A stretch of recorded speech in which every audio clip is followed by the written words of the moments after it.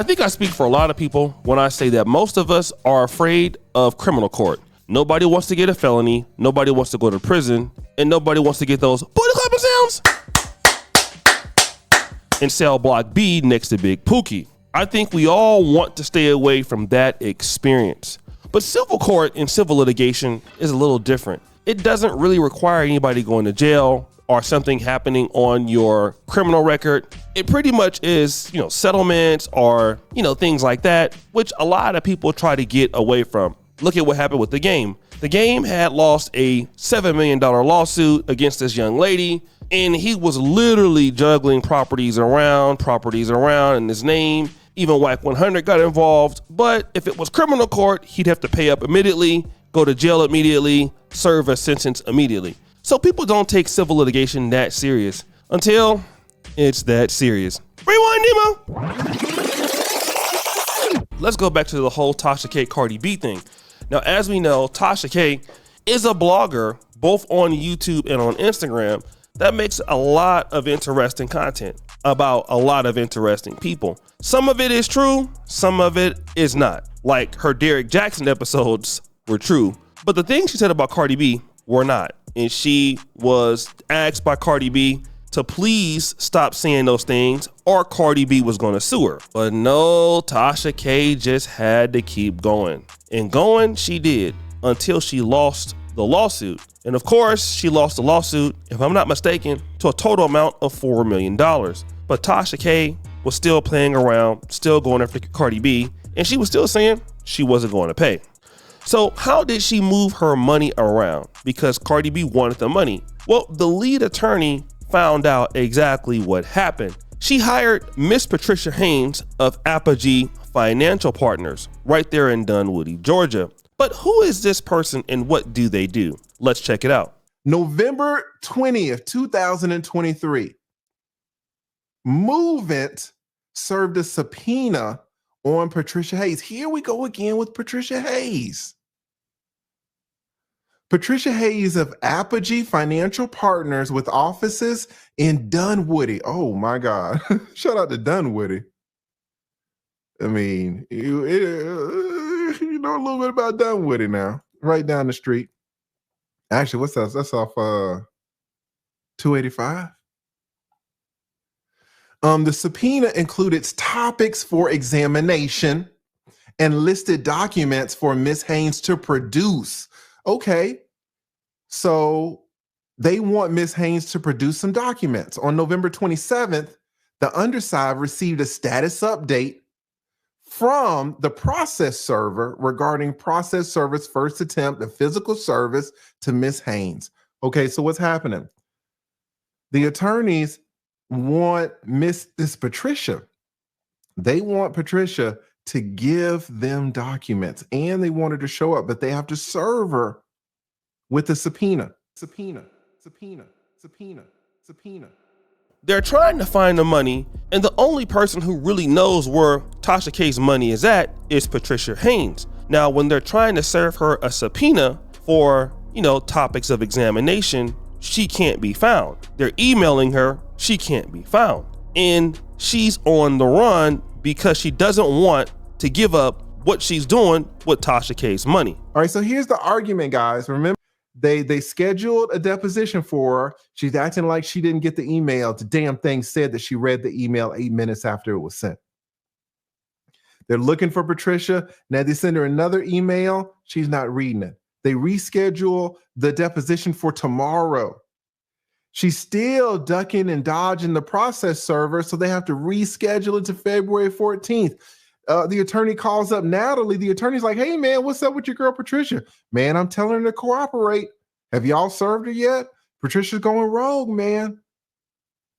So what's the argument to this? What are they talking about? Let's see. Says Patricia is fully aware of the subpoena and is deliberately evading service. This is evident not only because she forwarded the email, she forwarded the subpoena, but also because she discussed the subpoena and her strategy not to respond with third parties as above. So it's clear, guys, listen, It's clear that you received the subpoena if you forwarded it to somebody. It's clear that you received the subpoena if you discussed it with one of the receptionists. And it's clear that you received it if you're talking about it with an attorney, and that attorney says that attorney said another attorney is the one telling Patricia, don't go home. Don't go home. Do not go to the office. Do not let Tasha K be exposed. So, and you know, when you're a person that has lost a lawsuit, you can't be hiding money in offshore accounts. You're supposed to pay your debt, but that's not what she did. And Tasha K lied about her assets, and we're gonna find out how she did it in the lead attorney's clip. Here comes Cardi. Cardi B holds a multi-million-dollar non-dischargeable judgment against Tasha K and Kiwi Studios. An examination of Tasha K's financial records and records relating to her business entities is an obvious first step for Cardi B to recoup the non-dischargeable judgment and ensure that any plan proposed by Tasha K includes an accurate accounting of all incomes and all assets. Shout out to Pocket Watching with JT. Unfortunately, neither Tasha K nor her husband Check have been truthful.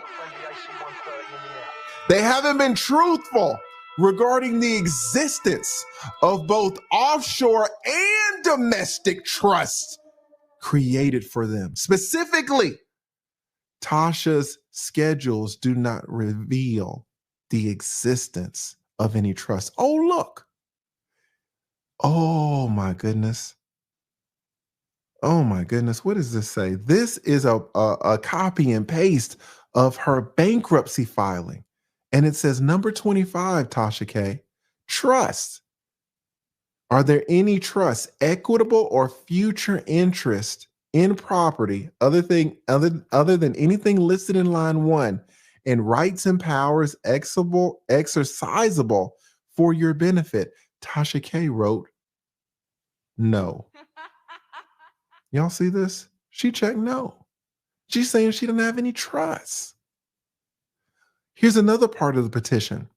Within 10 years before you filed the bankruptcy, did you transfer any property to a safe?